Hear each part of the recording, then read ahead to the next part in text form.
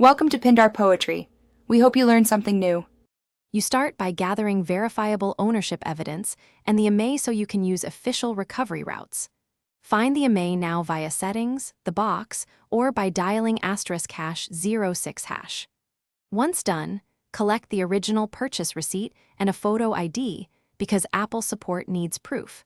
Make sure any related serial numbers or Apple device names are noted. This step speeds verification and prevents unnecessary delays when you move to account recovery or activation lock removal with Apple or your carrier.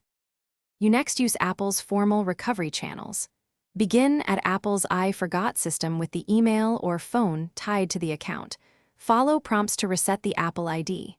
If activation lock or unknown Apple ID persists, contact Apple support directly and give the Imei plus your proof of purchase and ID.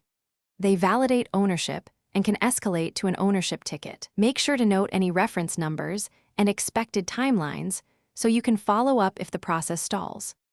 You finish by following the exact instructions Apple provides to remove activation lock or reset the Apple ID password. Complete each verification step they require. If Apple cannot resolve it, contact the original carrier or seller with the same ownership documents. They sometimes assist or confirm transfer history. If things go wrong, recheck receipts and serial numbers for typos and make sure the name on the proof matches your ID. Persistence and clean documentation are the keys to success. Thanks for watching.